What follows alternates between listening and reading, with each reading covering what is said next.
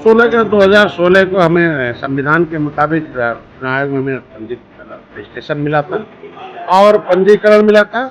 इसलिए हमने कराया था कि देश को आज़ाद कराने 15 अगस्त 1947 को देश आज़ाद हुआ था, लेकिन 578 जातियां देश की वो गुलाम थी, जेलों में बंद थी, उन्हें क्रिमिनल कार्य घोषित किया था। वो 31 अगस्त 1952 को आज़ाद।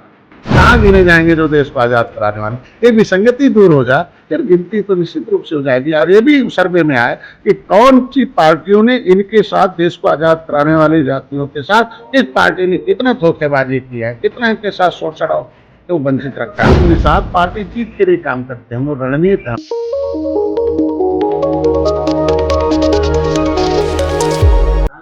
4 PM न्यूज नेटवर्क में आप सभी का स्वागत है। मैं हूं क्षितिज कांत।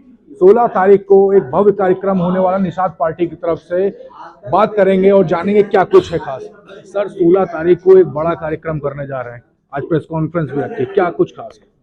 16 का 2016 को हमें संविधान के मुताबिक चुनाव आयोग में हमें रजिस्ट्रेशन मिला था और पंजीकरण मिला था।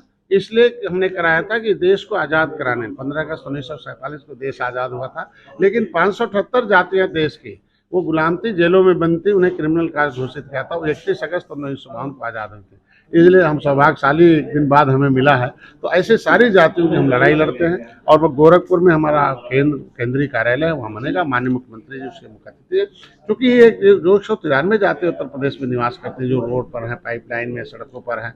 ये जो इनकी इतनी गलती थी कि राणा प्रताप को इन्होंने हथियार बना कर दिया था मुगलों को लड़ने के लिए, और मुगलों ने इन्हें उजाड़ दिया था। तो ऐसे में ऐसे सारे जुड़े हुए परिवारों को फिर से बसाया जाए। माननीय मुख्यमंत्री जी हमेशा आवाज़ उठाते रहे सदन में। हमारे मुख्यमंत्री, हमारे अभिभावक वो हमारे मुख्य अतिथि के रूप में आ रहे हैं, और एनडीए के घटक भी आ रहे हैं, और हमारे पूरे प्रदेश के लाखों कार्यकर्ता आएंगे। और उस दिन फिर उनके बीच में हम लोग स्थापित करते हैं कि कितना उनके दिलों में हमारी जगह स्थापित हो चुकी है, हम किन किन गाँव में, किन किन जिलों में, किन प्रदेशों में स्थापित हो चुके हैं। उस दिन हम लोगों का कार्यक्रम 16 अगस्त 2023 को गोरखपुर में दुर्गानाथ पार्क में है, 10 बजे से लेकर 4 बजे तक। वहाँ सबको आमंत्रित करते हैं। लोग इसको शक्ति प्रदर्शन के रूप में ही देख रहे हैं।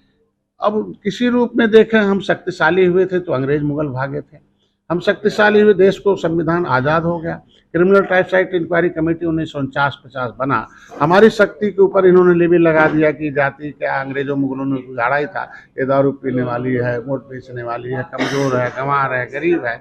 तो उस पर एक लेबल लगे ना कि ये सत्ता से हटाने वाली भी जाती है और सत्ता में लाने वाली भी जाते हैं।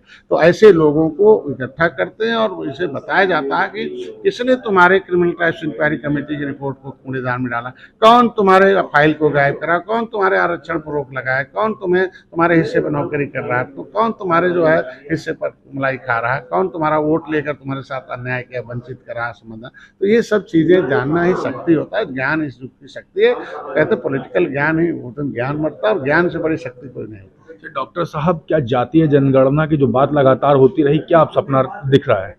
देखिए, जो गणना है वो 1710 से हमेशा 1941 में गणना हुई थी जाति का, तो 1931 में, 1941 में, 1951 में सरकार नहीं थी, 1961 में गणना हुई थी।